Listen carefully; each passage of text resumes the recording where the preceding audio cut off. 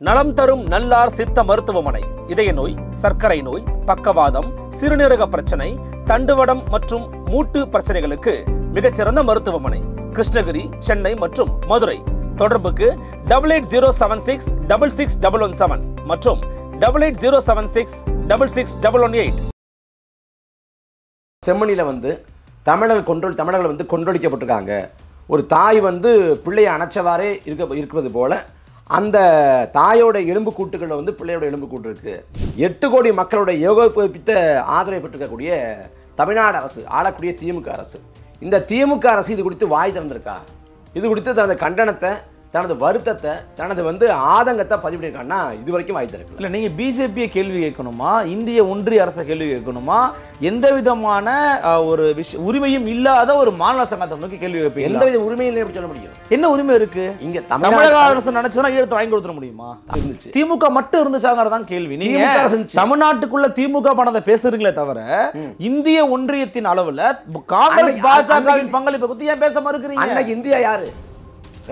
காங்கிரஸ். அன்னைக்கு 2002, 2008, 2009 இந்தியாங்கிறது இந்தியாவை ஆண்ட காங்கிரஸ் திமுக கூட்டணி அரசு.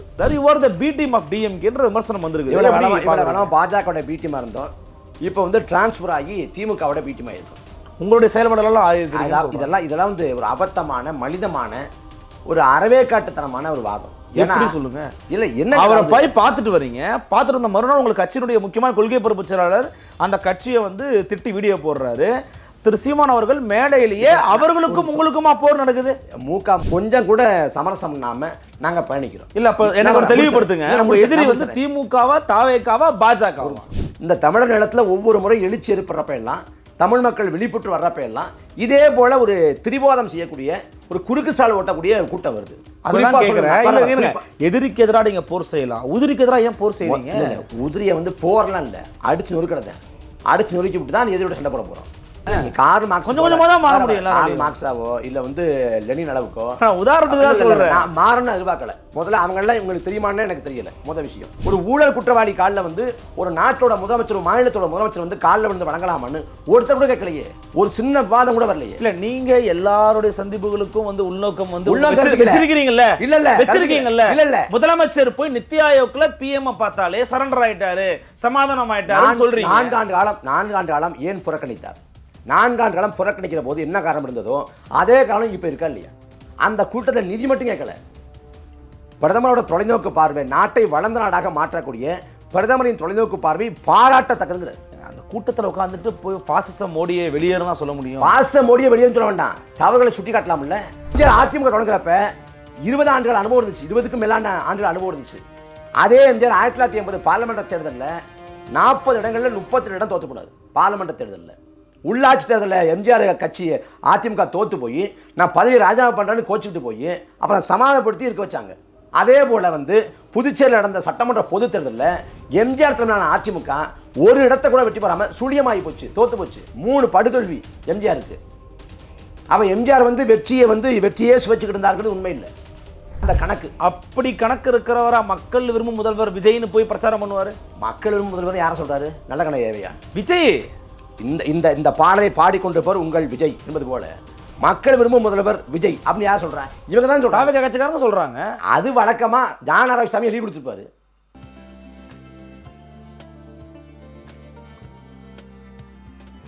Nemathi Property Management. Contact 7667008999. அன்னை பர்னிச்சர்ஸ், அன்னை திருமண சீர்வரிசை பொருட்கள், டிவி, ஃபிரிட்ஜ், வாஷிங் மெஷின் உள்ளிட்ட 200க்கும் மேற்பட்ட பொருட்கள் அடங்கிய திருமண சீர்வரிசை ரூபாய் 99,000 மட்டுமே. தமிழகம் முழுவதும் இலவச டோர் டெலிவரி. தொடர்புக்கு 7550144440 9345044044. ஃபோர்த் ஸ்டேட் தமிழ் நேயர்களுக்கு அருள்மொழிவர்மனின் அன்பார்ந்த வணக்கங்கள்.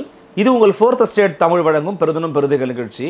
இன்றைக்கு நம்ம நடந்திருக்கிறார் நாம் தமிழர் கட்சியிலிருந்து திரு இடுமாவனம் கார்த்திக் அவர்கள். வணக்கம். வணக்கம். அண்மையில் செம்மணி இனப்படுகொலை, அந்த புதைகுழியில் நிறைய தமிழர்களை படுகொலை பண்ணப்பட்டிருக்கிறாங்க அப்படிங்கிறத நினைவு கூறும் வகையில், ஏன்னா இப்போ அண்மையில் தான் அது அந்த பத்திர செய்திகள் வெளியாச்சு. அதை குறித்து நாம் தமிழர் கட்சி ஒரு ஆர்ப்பாட்டத்தை முன்னெடுத்திருந்தீங்க. அந்த ஆர்ப்பாட்டத்தில் இலங்கையை கண்டிக்கிறீங்க, ஈழத்தை ஆதரிச்ச பல விஷயங்களை பேசுகிறீங்க. இருந்தாலும் தமிழக அரசை, குறிப்பாக திமுகவின் முன்னாள் தலைவர், தமிழகத்தின் முன்னாள் முதலமைச்சர் திரு கருணாநிதி அவர்களை ரொம்ப கடுமையாக விமர்சனமும் பண்ணியிருக்கிறீங்க. ஏன் மீண்டும் அந்த விஷயத்தை அந்த எலெக்ஷன் நெருங்கும் போதெல்லாம் ஈழ விவகாரத்தை நாம் தமிழர் கட்சி கையில் எடுக்குது அப்படிங்கிற ஒரு விமர்சனம் உங்கள் மேலே இருக்குது? 30 ஆண்டுகளுக்கு முன்பாக அக்கா கிருசாந்தி உள்ளிட்டவங்க வந்து கொத்து கொத்தாக கொலை செய்யப்பட்டு கொன்றொழிக்கப்பட்ட ஒரு கோர நிகழ்வு தான் செம்மணி படுகொலை. அந்த மண்டை ஓடுகள்லாம் கிடைக்கப்படுது. ஒரு பக்கம் கீழடியில் வந்து 2500 ஆண்டுகளுக்கு முன்பாக வாழ்ந்த மனிதர்களின் மண்டை ஓடு எடுக்கப்பட்டு, ஆமாம், அது வந்து முப்பரிமாண முறையில் வந்து உருவம் எப்படி இருக்கும் அப்படின்னு ஆராய்ச்சி பண்ணுறாங்க. அகழ்வாராய்ச்சி போயிட்டுருக்கு. இந்த பக்கம் செம்மணியில் வந்து தமிழர்கள் வந்து கொன்றொழிக்கப்பட்டிருக்காங்க.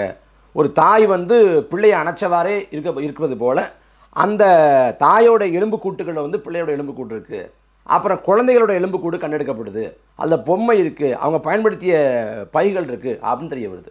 அப்போ வந்து கொத்து கொத்தாக கொஞ்சம் கூட மனிதத்தன்மை இல்லாமல் கொன்றொழிக்கப்பட்டிருக்காங்க. 80களில் வந்து கருப்பு ஜூலை, 90களில் வந்து செம்மணி படுகொலை, கடைசியில் 2009 ஈழ இனப்படுகொலை ஒட்டு மொத்தமாக ஒழிச்சு முடிச்சிருக்காங்க. அப்போ தமிழத்தை அழித்து முடிக்கிற நோக்கத்தோடு சிறுக சிறுக வந்து அழித்து முடிச்சிருக்காங்க. இப்போ இந்த செம்மணி படுகொலை வந்து பேசுபொருளாக இருக்குது. தமிழர்கள் வந்து கொன்றொழிக்கப்பட்டிருக்காங்க, பச்சிளம் பிள்ளைகள் வந்து சாகடிக்கப்பட்டிருக்கு அப்படின்னு செய்தி ஆகுது. இதில் பன்னாட்டு அரங்களை வந்து யாரும் பேசலை, ஐநா சபை வந்து வாய் திறக்கலை, சர்வதேச சபை வந்து மௌனம் சாதிக்குது, இந்தியா வாய் திறக்கலை அப்படின்னு பேசி கொண்டிருக்கிற வேளையில் 8 கோடி மக்களுடைய ஏகோபித்த ஆதரவை பெற்றிருக்கக்கூடிய தமிழ்நாடு அரசு, ஆளக்கூடிய திமுக அரசு, இந்த திமுக அரசு இது குறித்து வாய் திறந்திருக்கா? இது குறித்து தனது கண்டனத்தை, தனது வருத்தத்தை, தனது வந்து ஆதங்கத்தை பதிவிட்டிருக்கான்னா இது வரைக்கும் வாய் திறக்கல. இல்லை, நீங்கள் பிஜேபியை கேள்வி கேட்கணுமா, இந்திய ஒன்றிய அரசை கேள்வி கேட்கணுமா, எந்த விதமான ஒரு உரிமையும் இல்லாத ஒரு மாநில சங்கத்தை நோக்கி கேள்வி கேட்பீங்க? எந்த வித உரிமையும் இல்லை எப்படி சொல்ல முடியும்? என்ன உரிமை இருக்கு இங்கே? தமிழக அரசு நினைச்சா ஈழத்தை வாங்கி கொடுத்துட முடியுமா? தமிழ்நாடு அரசை பொறுத்த வரைக்கும் அவங்க வந்து ஐயா அண்ணா கூட சொல்லியிருக்காங்க, தமிழ்நாடு சட்டசபையில் தீர்மானம் போட்டு திராவிட நாட்டை பெற்றுக் கொடுத்துருவேன் அப்படின்னாரு. நாங்கள் அதெல்லாம் கூட எதிர்பார்க்கல.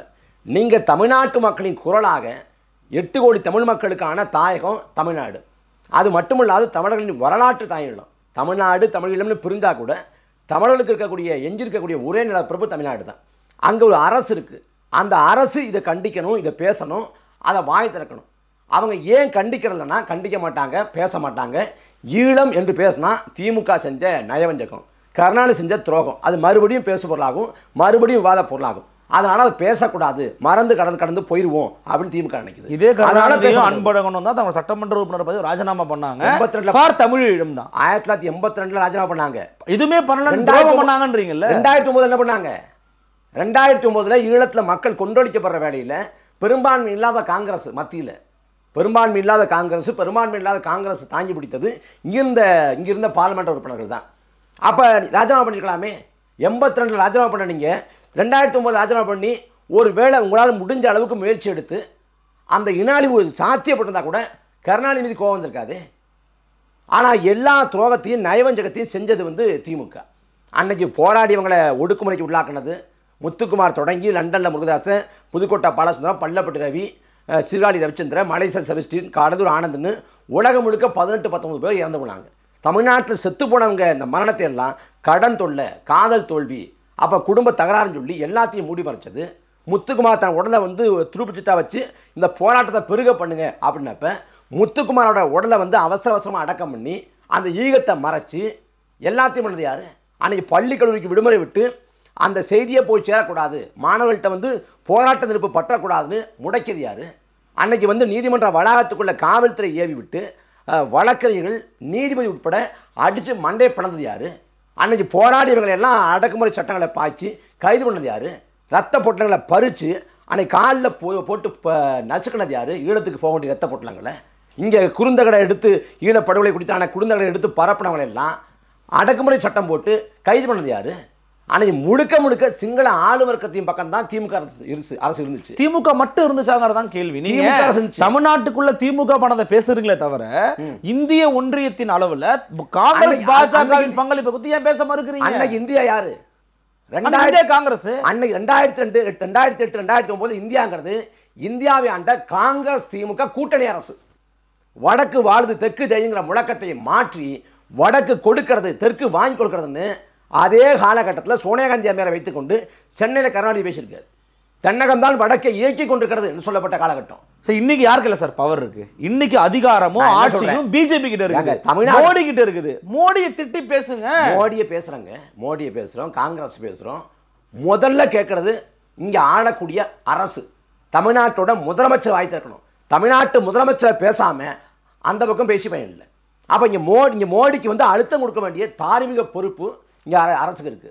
ஸ்டாலின் சொன்னா மோடி செஞ்சிருவாருன்றீங்க. அப்ப செய்யணும்ல, அவங்க வந்து கோரிக்கை வைக்கணும்ல, முழக்கத்தை வைக்கணும்ல, பேசணும்ல. இதை யாரும் செய்ய மாட்டாங்க. பாஜகவும் செய்யாது, இந்த பக்கம் திமுகவும் செய்யப்படுறதில்லை. ஆனால் தார்மீக பொறுப்பு, முதல் பொறுப்பு யாருக்கு இருக்கு? அப்போ இங்கே திமுக பேசாது, அங்கே பாஜக பேசாது. இவங்களுக்கு ஒரு நோக்கம் இருக்கு. ஜீவில மட்டும் பேசினா நம்ம துரோகம் மறுபடியும் பேசு பொருளாகும். அங்கே பாஜகவுக்கு தமிழர்கள் மீதான எப்போதுமான காழ்ப்புணர்ச்சி வன்மம், அவங்களும் பேச மாட்டாங்க. அப்போ லாவணி கச்சேரி தான் ஓடும். இல்லை, நீங்கள் அந்த ஆர்ப்பாட்டத்தில் நீங்கள் திமுக அரசை, அந்த காலகட்ட அரசை கண்டிக்கிறீங்க, ஐயா கருணாநிதி விமர்சனம் பண்ணுறீங்க. ஆனால் நீங்கள் தொடர்ச்சியாக அப்படியே அண்ணன் திரு சீமான் அவர்கள் பேசிக்கொண்டே இருக்கும்போது சொல்கிறாங்க, இந்த 2026 அப்படிங்கிறது அல்லது இந்த காலகட்டம் அப்படிங்கிறது தமிழ் தேசிய லட்சிய கூட்டத்துக்கும் ரசிகர் கூட்டத்துக்கும் போர் அப்படிங்கிறாரு. திராவிடத்துக்கும் தமிழ் தேசத்துக்கும் போர் சொல்லி தான் நான் கேள்விப்பட்டிருக்கேன். After meeting with CM Stalin வந்து இந்த நிலைப்பாடு எடுக்கிறாரு. அப்போது முதலமைச்சர் மு.க. ஸ்டாலின் வந்து திமுகவுக்கும் நாம் தமிழர் கட்சிக்குமான ஒரு உறவை மறைமுகமாக உருவாக்கி இருக்கிறார். You're the B team of டிஎம்கேன்ற விமர்சனம் வந்திருக்கு. பாஜகவோட பி டீமாக இருந்தோம், இப்போ வந்து டிரான்ஸ்ஃபர் ஆகி திமுகவோட பி டீமாக இருக்கும். உங்களுடைய செயல்பாடுகள்லாம் ஆயிருக்கு. இதெல்லாம் வந்து ஒரு அபத்தமான, மனிதமான, ஒரு அறவேக்காட்டுத்தனமான ஒரு வாதம். எப்படி சொல்லுங்க? இல்லை, என்ன அவரை போய் பார்த்துட்டு வரீங்க, பார்த்துட்டு வந்த மறுநாள் உங்களுக்கு கட்சியினுடைய முக்கியமான கொள்கை பொறுப்பு செயலாளர் அந்த கட்சியை வந்து திட்டி வீடியோ போடுறாரு. திரு சீமான் அவர்கள் மேடையிலேயே அவர்களுக்கும் உங்களுக்குமா போர் நடக்குது. மூகா முத்து வந்து செய்தியை ஒவ்வொன்றா சொல்லிடுறேன். இதில் வந்து அந்த மாநாட்டு மேடையில் விஜய் பேசினார். ஓகே, எல்லாருக்கும் தெரியும். ஓகே, அந்த மாநாட்டு மேடையில் பேசுகிறப்ப வந்து தமிழ் தேசியம் திராவிடம் இரு கண்கள் அப்படின்னாரு. அந்த குழப்பவாதத்துக்கு பிறகு, திரிபுவாதத்துக்கு பிறகு நாம் தமிழக கட்சி மிக கடுமையான எதிர்வினைகளை கொடுத்துச்சு. அண்ணன் சீமான் வந்து கண்டித்து பேசினாங்க. இன்னைக்கு ஆர்ப்பாட்டத்தில் அவ்வளவு செய்திகளை பேசலை, போகிற போக்கில் சொல்லிட்டு போனாங்க. ஆனால் மிக கடுமையான காத்திரமான முடிநடையில் தாவேக்காவோட கோட்பாடு இல்லை, கொள்கை இல்லை, கூமுட்டை அப்படின்னு அண்ணன் சீமான் விமர்சித்தாங்க. அப்போ வந்து ஐயா ஸ்டாலின் தான் உத்தரவு போட்டாரா, இல்லை திமுக தான் அசைன் பண்ணி கொடுத்துச்சா? நாம் தமிழக கட்சிக்கு யாரும் உத்தரவு போடுறதுக்கோ, யாரும் வந்து கட்டளை பிறப்பிக்கிறதுக்கோ ஒன்றும் இல்லை. நாம் தமிழக கட்சியோட பாதை பயணம் தெளிவானது, தீர்க்கமானது. நாங்கள் 2010 தொடங்கப்பட்டு இந்த பயணத்தில் ரொம்ப தெளிவாக தடம்பரலாமல், கொஞ்சம் கூட சமரசம் இல்லாமல் நாங்கள் பயணிக்கிறோம். இல்லை, அப்போ எனக்கு ஒரு தெளிவுபடுத்துங்க. நம்ம எதிரி வந்து திமுகவா, தாவேக்காவா, பாஜகவா? எங்கள் எதிரி வந்து எங்களோட கோட்பாட்டு எதிரி பாஜக தான். இங்கே கள எதிரியாக திமுக இருக்குது, அதிகாரத்தில் இருப்பதால், கடந்த காலத்து செஞ்ச நயவஞ்சகத்தாலையும் துரோகத்தாலையும் கூட. அப்போ நாங்கள் என்ன சொல்கிறோம், இங்கே வந்து இப்போ இந்த வரக்கூடிய சட்டமன்ற பொதுத் தேர்தலில் வந்து பாஜக வந்து வலிமையான இடத்துல இல்லை. அப்போ சண்டை வந்து திராவிடமா தமிழ் தேசியமா அப்படிதான் சண்டை. அப்படி சொல்லலை, வர முடிச்சிடறேன். அந்த திராவிடமா தமிழ் தேசியமாகிற சண்டையில் நடுவில் ஊடால வந்து எதிரிக்கு நடுவில் உதிரி போல ஓடிக்கொண்டிருப்பது யாருன்னு கேட்டால் தாவேக்கா. இந்த தமிழர் நிலத்தில் ஒவ்வொரு முறை எழுச்சி ஏற்படுறப்ப எல்லாம், தமிழ் மக்கள் விழிப்புற்று வர்றப்ப எல்லாம் இதே போல ஒரு திரிபோதம் செய்யக்கூடிய, ஒரு குறுக்கு சால் ஓட்டக்கூடிய கூட்டம் வருது. எதிரிக்கு எதிராக நீங்க போர் செய்யலாம், உதிரிக்கு எதிராக ஏன் போர் செய்யறீங்க? உதிரியை வந்து போர்லாம் இல்லை, அடிச்சு நொறுக்கிறத, அடிச்சு நொறுக்கி விட்டு தான் எதிரோட சண்டை போட போகிறோம். இதில் வந்து 2016 நாங்கள் முதல் முறையாக களம் கண்டோம். 2016 முதல் முறையாக களம் காண்றோம்.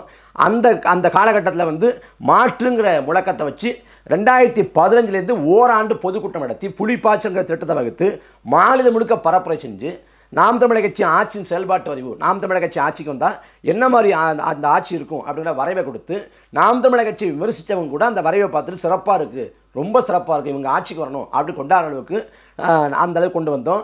சமூக நீதி அடிப்படையில் வேட்பாளர் நடத்தினோம். புறக்கணிக்கப்பட்ட தமிழ் சங்கங்களுக்கு வாய்ப்பு அளித்தோம்.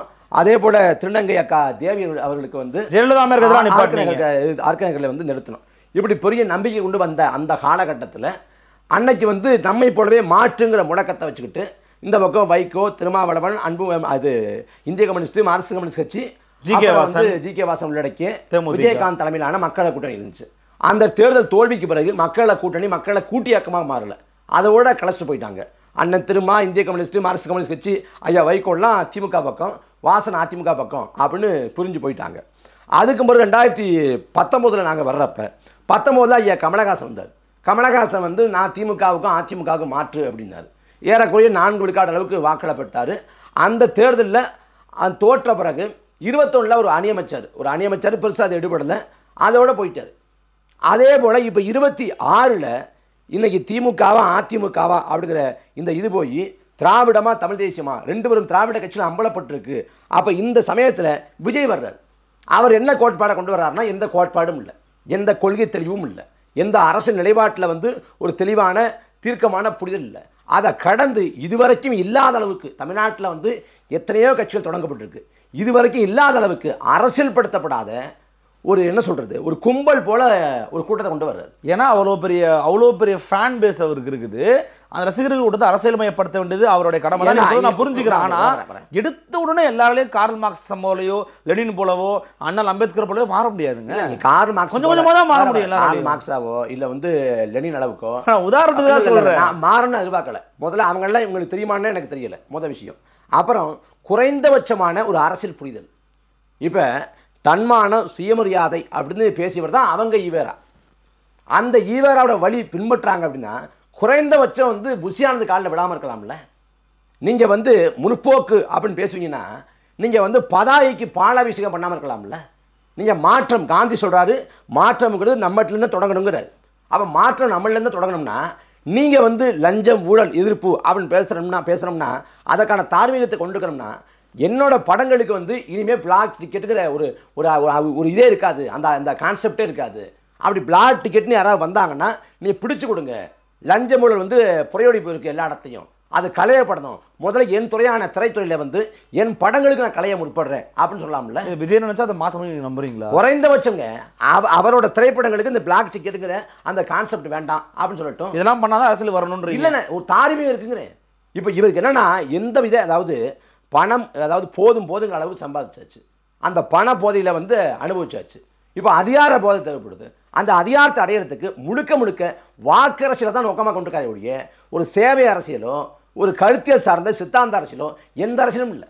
பவருக்கு வந்து தாங்க சேவையை செய்ய முடியும். அது நீங்க அதிக அதிகாரத்தை வரைக்கும் வரணும். அதிகாரத்தை நாம் வச்சு சேவை செய்ய முடியும். இப்போ திராவிட இயக்கங்கள் இருக்குது.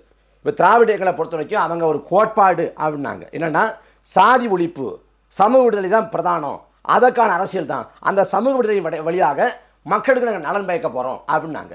கம்யூனிஸ்ட் இயக்கங்கள் அவங்க வர்க்க விடுதலை மூலமாகத்தான் மக்களுக்கு சேவை செய்ய முடியும் அப்படின்னாங்க. இப்போ நாம் தமிழர் கட்சியை பொறுத்த வரைக்கும் தமிழ் தேசிய மக்களோட விடுதலை அப்படின்னு அதை முற்றுமைப்படுத்தி அந்த கோட்பாட்டை நிறுத்தி போகிறோம்.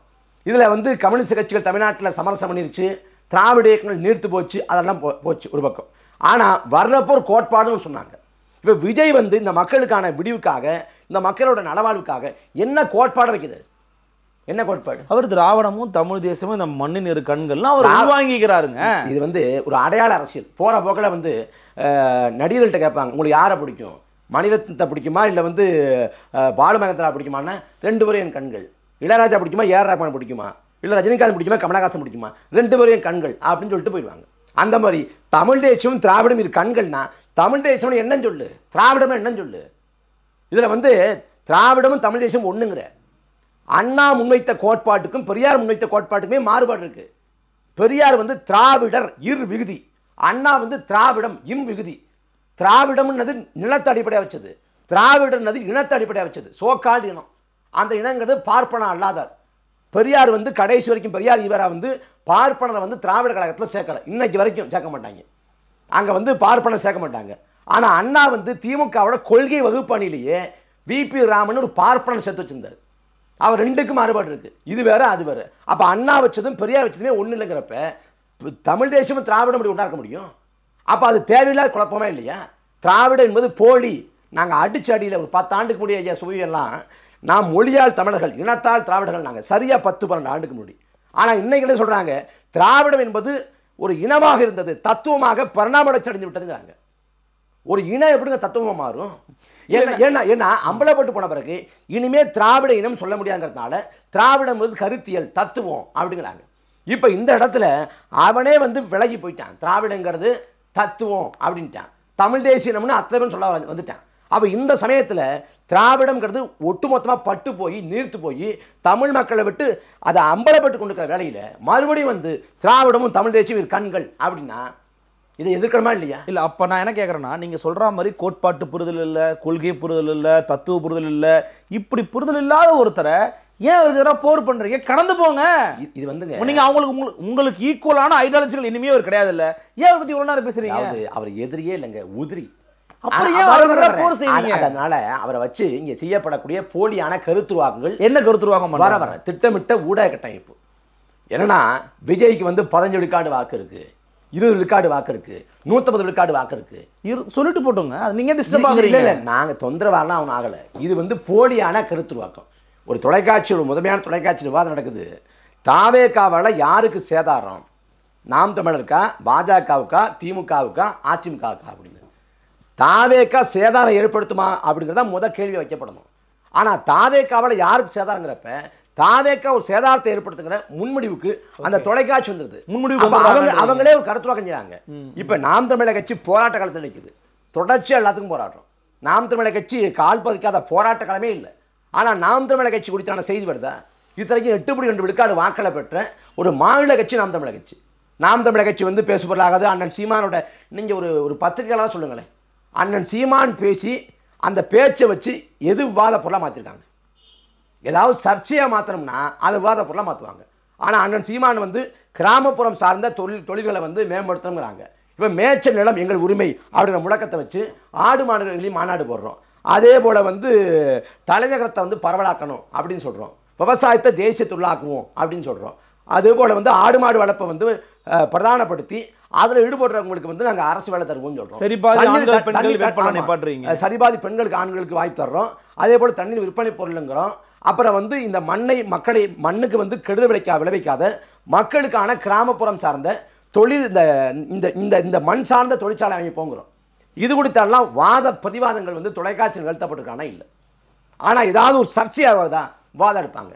ஏன்னா நாம் தமிழர் கட்சினா ஊடகங்களுக்கு ஒரு தீண்டாமை போக்கு இருக்குது. அது இன்னைக்கு இல்லை, 15 ஆண்டாக இருக்குது. இப்போ ரஜினிகாந்த் கட்சியே தொடங்காமலே போயிட்டார். ஆனால் ரஜினிகாந்த் குறித்து தமிழ்நாட்டில் குறைஞ்சபட்சம் ஒரு 400-500 விவாதங்கள் நடத்தப்பட்டிருக்கும். ஆனால் ஒட்டுமொத்தமாக இந்த 15 ஆண்டு கணக்கு பண்ணாலும் நாம் தமிழர் கட்சி குறித்து 40 விவாதம் கூட நடத்தப்பட்டிருக்காது. விவாதங்கள் நமக்கான பங்களிப்பு இருக்காது, நம்மளை கூப்பிட மாட்டாங்க. நீங்கள் நிறைய இடத்துல பேசுறீங்க, நானே பார்த்துருக்கேன். பல விவாதங்கள், முக்கியமான விவாதங்கள் பங்கெடுத்து இருக்கிறீங்க நீங்கள். எத்தனை இடத்துல? இப்போ மொழி சிக்கல் வருது, இப்போ இந்தி திணிப்பு அப்படின்னு சிக்கல் வருது. அந்த தொலைக்காட்சி விவாதங்களுக்கு நாம் தமிழர் கட்சியை கூப்பிட மாட்டாங்களா? கூட மாட்டாங்க.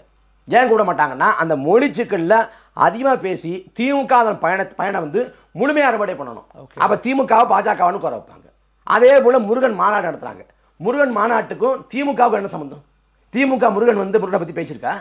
அங்க பேச வேண்டியது நாம் தமிழர் கட்சி, ஆளுங்கட்சி இல்லையா? திமுக நீங்க உதாரணப்படுத்த முடியும். முருகன் குறித்து நாம் தமிழர் கட்சிக்கு என்ன நிலைப்பாடு? நான் உங்களை அழைக்கலங்கிறத நான் வந்து எதிர்க்கிறேன். உங்களை அழைச்சிருக்கணும். ஆனா திமுக ஏன் கூப்பிடுறாங்கன்னா ஆளுங்கட்சி. புரியலங்க.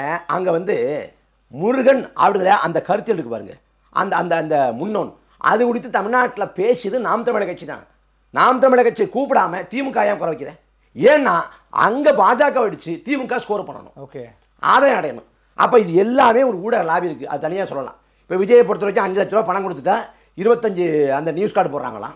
2 தொலைக்காட்சி விவாதங்கள், 2 ஏவி அந்த காணொலி பின்னணி குரலில் இதெல்லாம் போயிட்டு இருக்கு. அதனால ஊடகங்கள் திரும்ப திரும்ப திரும்ப திரும்ப நாம் தமிழர் கட்சியை விட விஜய்க்கு பெரிய எதிர்க்கு என்பது போல ஏற்படுத்துகிறாங்க. ஆனால் வரப்போகிற 2026 தான் தாவேக்காவால் யாருக்கு சேதாரம்னா விஜய்க்கு தான் சேதாரம். அவர் தான் சேதாரமாக போகிறாரு. ஏன்னா கட்சி உடஞ்சி 1.5 ஆண்டுகள் ஆக போகுது. இது வரைக்கும் ஒரு பத்திரிகை சந்திப்பது இல்லை.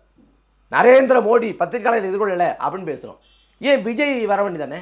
இல்லை, கத்தி படத்தில் வந்து பத்திரிகை சந்திப்பு இருக்குது, சர்க்கார் படத்தில் இருக்குது, மெர்சல் படத்தில் இருக்குது, பல படங்கள் இருக்குது.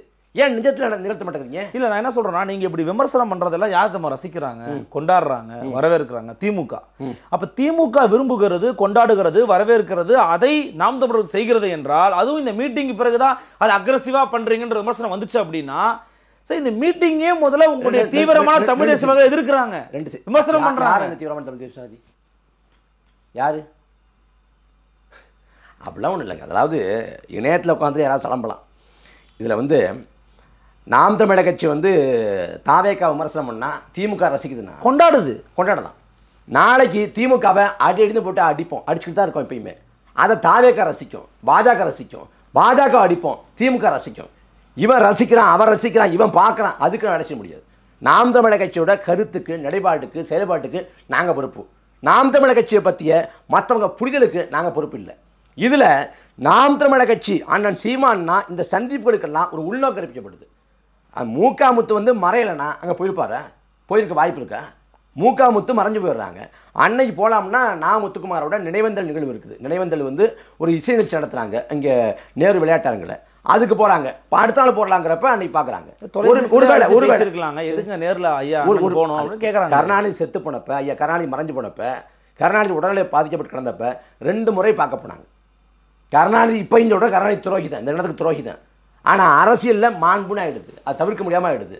அப்போ தான் கடைபிடிச்சு தான் ஆகணும். அந்த அடிப்படை தான் போனாங்க. மற்றபடி திமுகவோட நிலைப்பாடுகள்லேருந்து நாம் தமிழர் கட்சி ஏதாவது அவங்களோட ஒத்து போகிறோமா, சரியாக பண்ணிட்டாங்க, சிறப்பாக பண்ணுறாங்க அப்படின்னு பாராட்டு வச்சுருக்கோம். பட் அவங்களுக்கு நீங்கள் விஜய் அட்டாக் பண்ணுறது ஒரு பாசிட்டிவ் தானேங்க. நீங்கள் விஜய் அட்டாக் பண்ணுறது மூலம் விரும்புகிறாங்க, நாங்கள் என்ன பண்ண முடியும்? இப்போ நான் சந்திப்பு சொல்கிறேன்ல, இப்போ வரிசையாக ஒரு 2 சந்திப்பு சொல்கிறேன். மோடியை வந்து இப்போ இந்த சமயத்தில் வந்து இந்த அரசேந்திர சோழன் அந்த நிகழ்வில் வந்து அண்ணன் திருமா வந்து மோடி பக்கத்தில் நிற்கிறார். அரியலூர் வர்றேன் தொகுதிங்க, அவரு எம்பி அங்கே தான் நிற்க முடியும். அரசேந்திர சோழனை, ராஜராஜ சோழனை அண்ணன் திருமா போட்டுறாரு. இந்த மன்னர்களை பார்ப்பனிய அடிமைகள், இவங்க சாதியை வளர்த்தாங்க, சாதியை ஊக்குவிச்சாங்க அப்படின்னு மேடைகளை பேசுறாரு.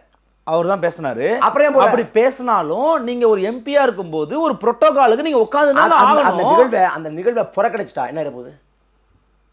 மோடியோட மேடையில் பகிர்ந்துக்கிறீங்க. மோடி ஏன் வர்றாரு? அரசேந்திர சோழன் ஏன் பேசுறாரு? ராஜேந்திர சோழன் ஏன் பேசுறாரு? அதன் மூலமா தமிழ்நாட்டில் காலுன்ற முடியாதாங்கிற லாபரட்ட கணக்கு வாக்கு அரசியல் அந்த அந்த பார்வை.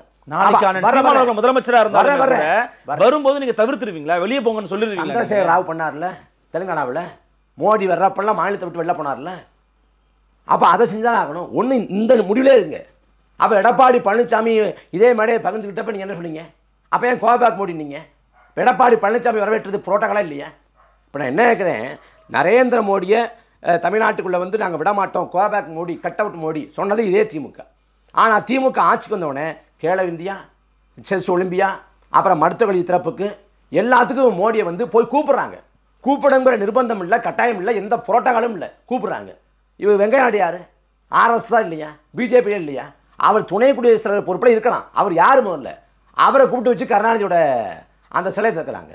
அதே போல் வந்து ராஜ்நாத் சிங் வந்து அதே போல் வந்து 2019 ஐயா வைகோ வந்து மாநிலங்களவை உறுப்பினர் ஆகிறார் திமுக கூட்டணி சார்பாக. ஆன பிறகு போய் அத்வானியோட வீட்டுக்கு போய் குடும்பத்தோட காலில் விழுந்து வணங்குறாரு. அப்போ யாருமே கேள்வி எழுப்பலை.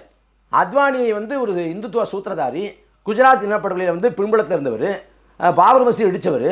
அந்த அத்வானி காலில் வந்து திராவிட இயக்க போர்வாள் வைக்கும், அது என் தாய் தவிர யார் காலிலும் விடமாட்டேன்னு சொன்ன வைக்கும், போய் அத்வானி காலில் குடும்பத்தோடு விடலாமா? இது சங்கீத்தனம் இல்லையா? ஒருத்தரும் கேட்கல. இங்கே வந்து வயதானவருங்க, மரியாதை அடிப்படையில் ஒரு காலை வந்து கும்பிட்டுருக்காரு. வயசாயிடுச்சா? அத்வானி ஒரு வயதானவருங்க, அவர் காலில் விழுந்து கும்பிடுறாரு. அது அவருடைய தனிப்பட்ட விருப்ப உரிமை சார்ந்தது. இப்போ யார் காலில் வேணால் யார் விழலாமா? அப்போ சந்திப்புகளுக்கெல்லாம் ஏன் சாயம் பூசப்படுது? ரஜினிகாந்த் ஐயா ரஜினிகாந்த் வந்து அந்த படம் வேட்டையன்னு படம், என்கவுண்டருக்கு எதிரான படம், மனித உரிமை சார்ந்து பேசக்கூடிய படம். அந்த படத்தை சிலாயிச்சு பாராட்டி ஒரு அறிக்கை கொடுத்தாங்க.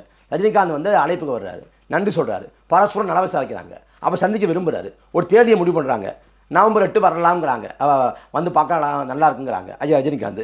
அந்த தேதி சரியாக இருக்காது, அன்றைக்கி பயணம் இருக்குது, அன்றைக்கி வந்து தம்பிகள் வருவாங்க, பிறந்த நாள், அதுக்கு பிறகு வந்து பயணம் இருக்குது அப்படின்னு பயணத்தெல்லாம் முடிச்சுட்டு நிகழ்வெல்லாம் முடிச்சுட்டு போய் அண்ணன் போய் ரஜினிகாந்தை வந்து பார்க்குறாங்க. பார்க்கறதுக்கு வந்து எந்தவித அரசியல் நோக்கமும் இல்லை. ஆனால் அரசியல் பேசப்பட்டிருக்கு, திரைத்துறை சார்ந்து பேசப்பட்டிருக்கு. ஒரு இயல்பாக ஒரு நண்பர்கள் இல்லை நீண்ட நாள் பார்க்காம தான் பேசிக்குவாங்க, என்னென்ன பேசிக்குவாங்களோ அதே போல் இயல்பான ஒரு இடம் தான். அந்த சந்திப்புக்கு எந்த தொடர்ச்சியும் இல்லை, எந்த நீட்சியும் இல்லை. ஆனால் அதுக்கு ஒரு காவி சாயம் பூசப்பட்டு இந்த அஜெண்டா கொடுக்கப்பட்டிருக்கு சீமானுக்கு, அதை மோடி வந்து ரஜினிகாந்த் மூலமாக கொடுத்துருக்காரு அப்படின்னு அதுக்கு ஒரு கதை கட்டினாங்க. ஆனால் அதே ரஜினிகாந்தோட எத்தனை மேடையை வந்து திமுக பகிர்ந்துக்கிட்டாலும் எந்த கதையும் சொல்ல மாட்டாங்க. இங்கே வந்து சசிகலா மேரை வந்து பார்க்குறாங்க, தனிப்பட்ட ரீதியான சந்திப்பு தான். அதில் வந்து குடும்பத்தோடு போக வேண்டியிருந்துச்சு, வேறு அப்புறம் வழி இல்லாமல் நான் மட்டும் போயிட்டு வந்துட்டேன் அப்படின்னு அண்ணா சொன்னாங்க. அந்த சசிகலாவோட போய் அண்ணன் உட்கார்ந்ததால ஊழலுக்கு துணை போயிட்டாரு, ஊழல்வாதியாக ஆதரிக்கிறாரு அப்படின்னாங்க. அதே சமயத்தில் அங்கே வந்து லாலு பிரசாத் யாதவ் அவர் மாற்றுத்திறனை ஊழல் வழக்கில் குற்றவாளி. அவர் காலில் வந்து ஐயா ஸ்டாலின் வந்து 2024 நினைக்கிறேன் 24 வந்து விழுந்து வணங்குறாரு. ஒரு ஊழல் குற்றவாளி காலில் வந்து ஒரு நாட்டோட முதலமைச்சர், மாநிலத்தோட முதலமைச்சர் வந்து காலில் விழுந்து வணங்கலாமான்னு ஒருத்தர் கூட கேட்கலையே, ஒரு சின்ன விவாதம் கூட வரலையே. இல்ல நீங்க எல்லாருடைய சந்திப்புகளுக்கும் வந்து உள்நோக்கம் வந்து வச்சிருக்கீங்கல்ல? இல்ல வச்சிருக்கீங்கல்ல? இல்ல முதலமைச்சர் போய் நித்தி ஆயோக்ல பிஎம் பார்த்தாலே சரண்டர் ஆயிட்டாரு, சமாதானம் ஆயிட்டாரு சொல்றீங்க. 4 ஆண்டு காலம் ஏன் புறக்கணித்தார்? 4 ஆண்டு காலம் புறக்கணிக்கிற போது என்ன காரணம் இருந்ததோ அதே காரணம் இப்போ இருக்கா இல்லையா? அந்த கூட்டத்தில் நிதி மட்டும் கேட்கல, பிரதமரோட தொலைநோக்கு பார்வை, நாட்டை வளர்ந்த நாடாக மாற்றக்கூடிய பிரதமரின் தொலைநோக்கு பார்வை பாராட்டத்தக்கதுங்கிற. அந்த கூட்டத்தில் உட்காந்துட்டு போய் பாசிச மோடியை வெளியேறும் தான் சொல்ல முடியும். பாசிச மோடியை வெளியேறும் சொல்ல வேண்டாம், தவறுகளை சுட்டி காட்டலாம்ல. இடிப்பாறை இல்லா ஏமாற மன்னன் கெடுப்பா இல்லான்னு கெடுங்கிறது வள்ளுவனோட குரல் மொழி. அப்போ இடித்துரைக்கலாம்ல. நாட்டை வளர்ந்த நாடாக மாற்றுறாரு அப்படின்னா என்ன பொருள்? பண மதிப்பிழப்பு சரி, ஜிஎஸ்டி சரி, மோடி எடுத்த பொருளாதார முடிவுகள் சரி, அதெல்லாம் வளர்ந்த நாடு வளர்ந்த நாடாக மாறுதுன்னா அப்போ என்ன பொருள்? மோடி எடுத்த அத்தனை பொருளாதார நடவடிக்கையும் சரினாயிடுது. நாட்டை வந்து வளர்ந்த நாடா மோடி மாற்றி கொண்டிருக்காரு. சரி, அவரோட சந்திப்புக்கு நீங்க உள்ளகம் கற்பிக்கிறீங்க. உள்ளகம் கற்பிக்கல, சந்திப்பு நோக்கமே தெரிஞ்சு போச்சு. 4 ஆண்டு காலம் சந்திக்கல. உதயநிதியை அமலாக்கத்துறை நெருக்குது, உடனடியே ஓடி போறாரு. ஏன் போறாரு? அன்னைக்கு வந்து ஈடிக்கும் பயப்பட மாட்டோம், மோடிக்கும் பயப்பட மாட்டோம் அப்படின்னு உதயநிதி சொல்றாரு. அதே சமயத்தில் அதுக்கும் பிறகு என்ன சொல்ல பிடிச்சோ தெரியல, அமித்ஷா குறித்து கேட்குறாங்க, வாயத்திற்கம் போயிட்டாரு உதயநிதி. இல்லை, அதே தான் இங்கேயும் ஒப்பிடுறாங்க. தாவேக்கா வந்து திமுகவுக்கு சவாலாக இருக்குங்கிற மாதிரியா இருக்கு. அந்த மாதிரியான ஒரு ஊடகத்தில் நீங்கள் சொல்ல கருத்துருவாக்கமும் வரதா இருக்கட்டும், அந்த கருத்துருவாக்கத்தை உடைக்கிறதுக்கு சீமான் அவர்கள் தான் சரியான ஆளுன்னு திமுக கூப்பிட்டு சீமான ஒரு அஜெண்டா கொடுக்குறாங்க. இது யார் சொல்றான்னா தாவேக்காவை சேர்ந்த அரசியல் புலிகள் சொல்லுது. உண்மையிலே வந்து தாவேக்காவை சேர்ந்தவங்களில் தலைவரிலிருந்து தொண்டை வரைக்கும் யாருக்கும் எந்த அரசியல் புரிதலும் இல்லை, எந்த கோட்பாட்டு புரிதலும் இல்லை, எந்த தெளிவும் இல்லை. நான் அவங்களுக்கு பதில் சொல்கிறத விட அவங்களோட அரசியல் அறிவை கண்டு நான் வந்து அனுதாபப்படுறேன், இரங்கல் தெரிவிக்கிறேன். அதை தாண்டி ஒன்று சொல்கிறதுக்கு ஒன்றும் இல்லை. அவ்வளோதான் அரசியல் புரிதல். நீங்கள் பேசலாமா உண்மையிலே? இப்போ நான் என்ன கேட்குறேன், நீங்கள் மாநில சுயாட்சியை சொல்கிறீங்களா இல்லையா? மாநில சுயாட்சின்னு பேசுகிற நீங்கள் எதுக்கு வந்து ஒன்றிய பாதுகாப்பு கட்டிங்க? மாநிலத்தோட பாதுகாப்பு வாங்கிக்க வேண்டியதானே. ஒன்றிய பாதுகாப்பை வரவேற்றாரா இல்லையா சீமான்? நான் கேட்குறேன், சரிதான் தம்பி வெளியில் வந்தால் பொது இடத்துக்கு போக இன்னமும் வந்து அவர் பாதுகாப்பு வாங்குறது எங்களுக்கு பிரச்சனை இல்லை, அது அவரோட விருப்பம், உரிமை.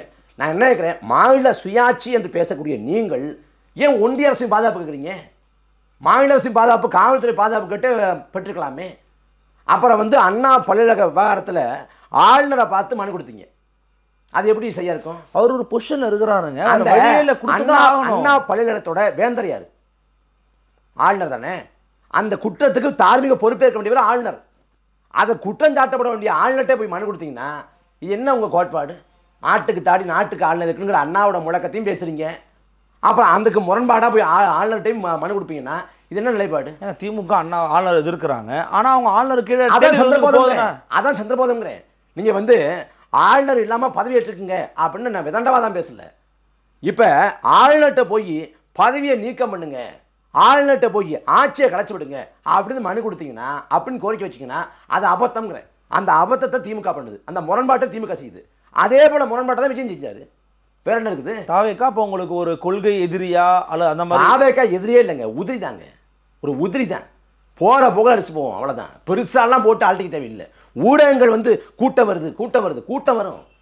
விஜய் மட்டும் இல்லை, விஜயோடு நடித்த நடிகர்கள் வந்தாலும் நடிகை வந்தாலும் யார் வந்தாலும் கூட்டம் கூடும். கொலை வித்தம் காட்ட வந்தா கூட கூட்டம். அது எதுவுமே அரசியல் கூட்டம் இல்லை, இது அரசியல் கட்சி ஆரம்பிச்சிருக்கிறாரு. கட்சி ஆரம்பிச்சிருக்கிறாருன்னு வந்திருக்கணும் வரக்கூடிய கூட்டம் தானே. தமிழ்நாட்டில் சிவாஜி கணேசன் எப்படிப்பட்ட நடிகர்?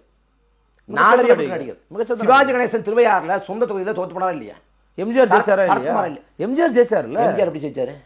எம்ஜிஆர் தொடர்ச்சி அரசியல பயணப்பட்டாரு. எம்ஜிஆர் வந்து நடிப்பின் மூலமாக வெளியில தெரிஞ்சாரு, அதன் பிறகு அரசியல் ஜெயிச்சாரு. எம்ஜிஆர் வந்து நடிச்சிட்டு கட்சிக்கு வந்தாரா இல்ல கட்சியும் நடிப்பையும் ஒரே அரசியலும் ஒரே மாதிரி தான் கொண்டு போனாரு. எம்ஜிஆர் வந்து தணிக்கை தொடங்குறப்ப எம்எல்ஏ தொடங்குறப்ப அதிமுக தொடங்குறப்ப 20 ஆண்டுகள் அனுபவம் இருந்துச்சு, 20க்கும் மேலான ஆண்டுகள் அனுபவம் இருந்துச்சு. அதே எம்ஜிஆர் 1980 பார்லமெண்ட் தேர்தலில் 40 இடங்களில் 32 இடம் தோத்து போனார். பார்லமெண்ட் தேர்தலில் உள்ளாட்சி தேர்தலில் எம்ஜிஆர் கட்சி அதிமுக தோத்து போய் நான் பதவி ராஜினாமா பண்ணுறேன்னு கோச்சிக்கிட்டு போய் அப்புறம் சமாதானப்படுத்தி இருக்க வச்சாங்க. அதே போல் வந்து புதுச்சேரியில் நடந்த சட்டமன்ற பொது தேர்தலில் எம்ஜிஆர் தலைமையிலான அதிமுக ஒரு இடத்தை கூட வெற்றி பெறாமல் சுழியமாகி போச்சு, தோத்து போச்சு. 3 படுதோல்வி எம்ஜிஆருக்கு. அவன் எம்ஜிஆர் வந்து வெற்றியே சுவைச்சுக்கிட்டு இருந்தாருன்னு உண்மை இல்லை. அவரும் வந்து சறுக்கினார், அவருக்கும் பல தடுமாற்றங்கள் இருந்துச்சு, அது எல்லாமே இருந்துச்சு. அதாவது எம்ஜிஆர் வந்து கட்சி தொடங்கி 18 மாதத்தில் 10 மாதத்தில் ஆட்சி பிடிக்கல. குறுகிய காலகட்டத்தில் ஆட்சி பிடிச்சது 8 மாதத்தில் வந்து NT ராமராவ் ஆட்சி பிடிச்சாரு. நம்பிக்கை இருக்குங்க, அவங்க நம்பிக்கை அது அவங்க நம்பிக்கை, அது அவங்க நம்பலாம். நான் அந்த மூட நம்பிக்கைன்னு சொல்கிறேன், அது எனக்கு பிரச்சனையும் இல்லை. ஆனால் என்ன சொல்கிறேன், களத்தை யதார்த்தத்தை மறைச்சி விட்டு ஒரு திரைக்கவர்ச்சி வச்சு அவருக்கு வாக்கு இருக்கு, அவளுக்கு இவ்வளவு விழுக்காடு வாக்கு இருக்கு அப்படின்னு போலியான கருத்துவாக்கம் பண்ணி தேவையில்லாம ஒரு ஒரு ஒரு மக்களை ஏமாற்றாதீங்க. விஜய் வரட்டும், தேர்தலில் போட்டி இல்ல போடல. இது அவங்க கட்சிக்காரங்க சொல்றாங்க, எங்க மேல இருக்கிற பொறாமையில பேசுறாங்க, ஆற்றாமையில பேசுறாங்க. நான் ஒரு ஆளே இல்லைங்கிறேன், அப்புறம் என்ன பொறாமை? நீங்க ஒரு ஆளே இல்லைங்கிறேன். நீங்க 230 தொகுதியிலையும் போட்டி போடுங்க பார்ப்போம். முதல்ல சவால் விடுறீங்க, போட்டி போடுங்க. ஏன் அதிமுக இன்னைக்கு வரைக்கும் விமர்சிக்க தயங்குறாரு? அதிமுக கட்சியே கட்சியில சேர்ந்துச்சுங்கிறாரு ஆதவர்ஜுனா. இதுக்கு என்ன பதில் சொல்லுவீங்க? ஆதவர்ஜுனா கட்சியே காலியில என் கூட சேர்ந்து நல்ல மனநல மருத்துவரை பார்க்கணும். அதான் அர்த்தம். அதிமுக கட்சி வந்து சேர்ந்துச்சுன்னா செல்லூராஜ் வந்துட்டாரு, எடப்பாடி பழனிசாமி வந்துட்டாரு, தொண்டர்களை சொல்றாங்க. அவரு என்னங்க கதையா இருக்குது? அதிமுக விமர்சிக்காததுக்கு இப்ப ஆதவர்ஜுனா கூப்பிட்டா இந்த பதில் சொல்றாரு. அந்த பக்கம் இன்னொருத்தரை கூப்பிடுங்க, அவர் ஒரு பதில் சொல்லுவார். ஏன்னா ஆளுக்கு ஒரு பதில் தெரியல. ஏன்டா அதிமுக விமர்சிக்காம இருக்கணுங்கிறது தெரியல. ஏன்னா ஒருவேளை அதிமுக வந்து பாஜக கழட்டி விட்டுருமோ, கழட்டி விட்டா போய் நம்ம சேர்ந்துக்கலாமோ, சேர்ந்துக்கிட்டா ஒரு 80-90 சீட்டை வாங்கி நம்ம ஒரு 25-30 பேர் வென்றுடலாமோ அப்படிங்கிற அந்த கணக்கு. அப்படி கணக்கு இருக்கிறவரா மக்கள் விரும்பும் முதல்வர் விஜய்னு போய் பிரச்சாரம் பண்ணுவாரு? மக்கள் விரும்பும் முதல்வர் யாரை சொல்றாரு? நல்ல கணக்கு விஜய். இந்த இந்த இந்த பாடலை பாடிக்கொண்டிருப்பவர் உங்கள் விஜய் என்பது போல மக்கள் விரும்பும் முதல்வர் விஜய் அப்படின்னு யார் சொல்றா? இவங்க தான் சொல்றாங்க, கட்சிக்காரங்க சொல்றாங்க. அது வழக்கமா ஜானாராய்ச்சாமி எழுதி கொடுத்துருப்பாரு. இங்க எழுதி கொடுத்தாங்கல்ல, அதாவது தமிழகத்தை காப்போம், மக்களை மீட்போம், ஓரடியில் தமிழ்நாடு, உங்களுடன் ஸ்டாலின். இது எல்லாம் யாருன்னா தேர்தல் வீக வகுப்பாளர்கள் எழுதி கொடுக்கக்கூடிய முழக்கம், அந்த டேக்லைன். அதில் ஜானாராய்ச்சாமி எழுதி கொடுத்துருப்பாரு. அதை சொன்னு போய் சேர்ப்பாங்க. அவ்வளோண்ணே. என்ன கோட்பாடு இருக்கு? புஷி ஆனந்த் வந்து ஒரு நம்ம ஒரு வாதத்துக்கு வச்சுக்கோம், ஒரு கற்பனை தானே. இப்போ தாவேக்கு ஆட்சியை பிடிச்சி நாட்டோட கல்வித்துறை வந்து ஆதவர்ஜுனா கிட்ட, இல்லை வந்து பள்ளி கல்வித்துறை வந்து ஆதவர்ஜுனா கிட்ட, உயர்கல்வித்துறை வந்து புஷி ஆனந்த் கிட்ட போனால் எப்படி வச்சு பாருங்க. செல்லூர் ராஜுவே வந்து மேத அப்படின்னு தெரியும் நமக்கு, அப்படி பார்ப்போம் நம்ம.